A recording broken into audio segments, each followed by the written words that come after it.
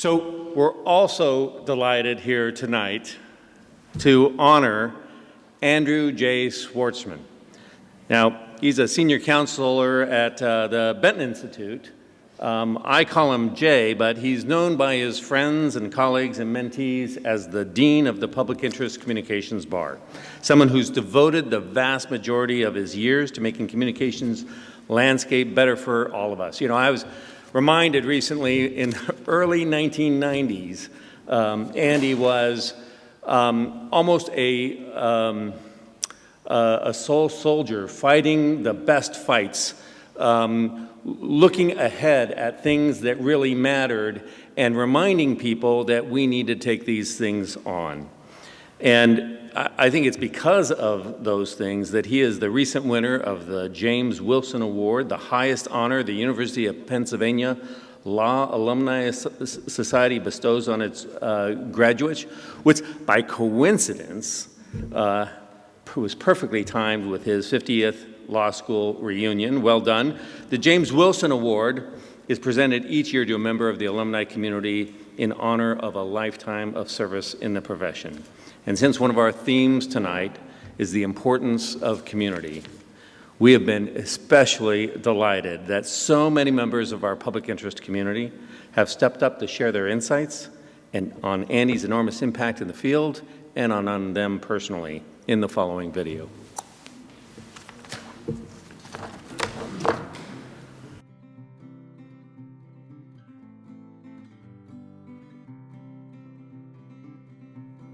Andy, you were already a legend in public interest communications law back when I first got involved at the FCC, and I'm old. That's been a long time.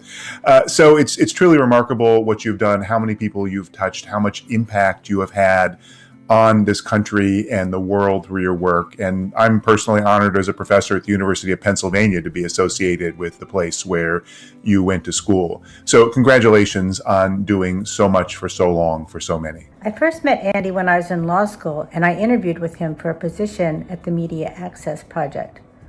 Although I never did work at MAP, I did have the opportunity to work as co-counsel with Andy many times over my over 30 years at Georgetown's Institute for Public Representation.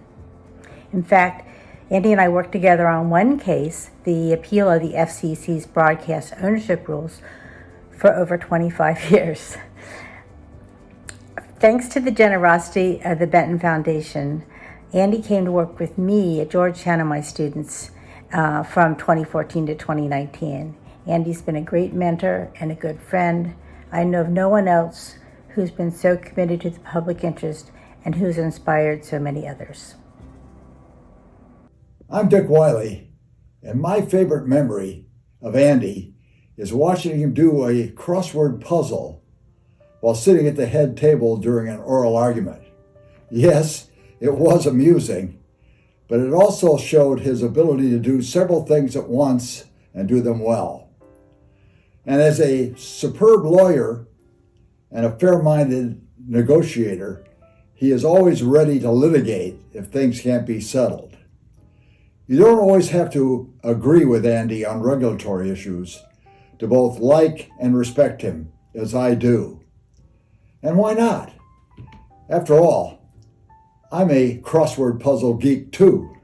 Andy, I want to add my voice to the chorus of congratulations and thank yous. You've helped so many people find their way in the world of communications law and policy. The world is a better place, and as important, our nation's media is more responsive and accountable than it would have been without your decades of advocacy. The core ideas of democracy, accountability, transparency, they're imbued into the public interest standard of the Communications Act because of what you have done. It's a tremendous legacy. It will last far beyond this day or this honor. And of course, all the work that you've done and the kindness you have shown to so many people like me is an equally important part of the legacy. Building up people to carry on these important values as the years ahead is also a testament. I'm thrilled to be able to add a few words of congratulations and happy birthday in this tribute to a guy with whom I began as an undergraduate at Penn in the 1960s and then walked the halls of Penn Law School in the turbulent early 1970s. I hope you'll take great, great pride in looking back, knowing that unlike most of our contemporaries, you took a professional road less traveled. You shaped and indeed created a crucial public policy sphere and helped to ensure that the work that you did would be carried forward by the work of your students and your mentees. What a contribution, what a career. Congratulations. Hi, it's Jessica Gonzalez here with Free Press. Just coming in to thank Andy for his 50 years of service and to thank him personally for his mentorship. Andy hired me about 15 years ago as an intern at Media Access Project. Later on, when I was at Georgetown, I learned a lot from Andy about how to be a good legal writer. He never messed with my style. He always focused on making sure we were making the best legal arguments. Andy, there's not enough words to express how much I appreciate you and how much you've contributed to my own trajectory. Congratulations on all your years of public service. You've left and continue to leave an incredible mark on the field. You know, I've been asked, what's Andy's impact on my life? It's like having Jiminy Cricket sitting on your shoulder, whispering in your ear. And Andy has this incredible ability to whisper the right thing. And if you're not paying attention, he's got an even better ability to kick your head and say, you'd better pay attention. Andy, the world is different. Communications in America is different because you've been part of it. Thank you. I've been in a law firm for 2 years. I was not particularly happy there. And I started looking for jobs, getting my resume out. And I interviewed with this very nice lady who worked for the Metro system as a trial attorney. And I had applied for a trial attorney job. I had never done trial work, but I figured, all right, 2 years out of law school, I got an interview, why not? And she said, you know, you're a very talented, smart young lady, but you're really wrong for this job. What do you want to do?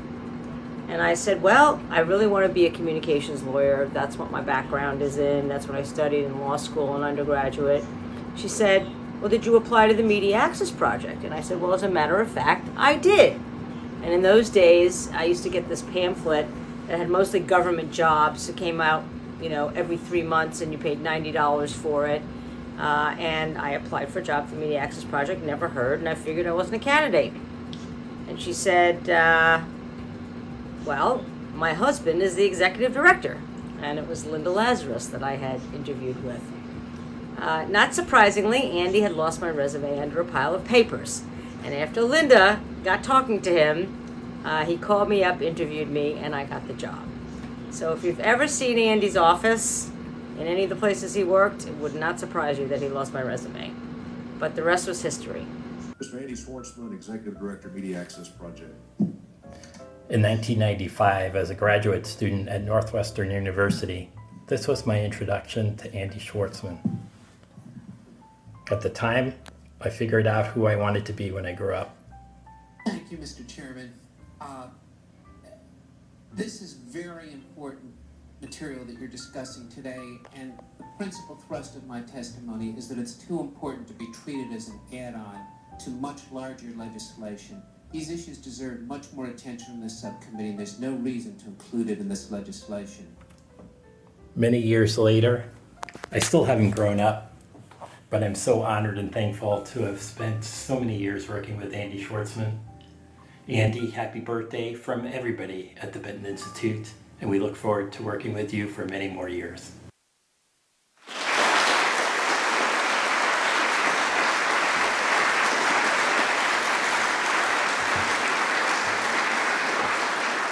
So first off, we're really excited that Andy is just as smart as President Biden is in knowing to hire Gigi Sohn for an important job.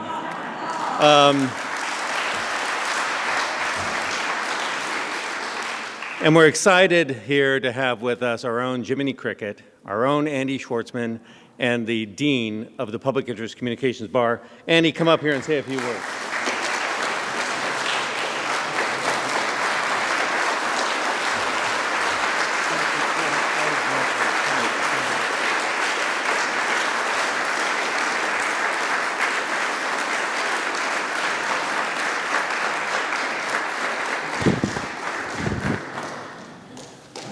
Okay, everybody's been very patient, so I'm going to try to make this short.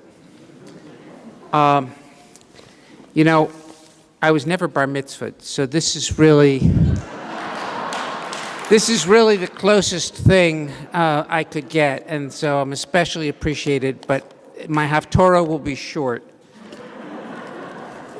I'm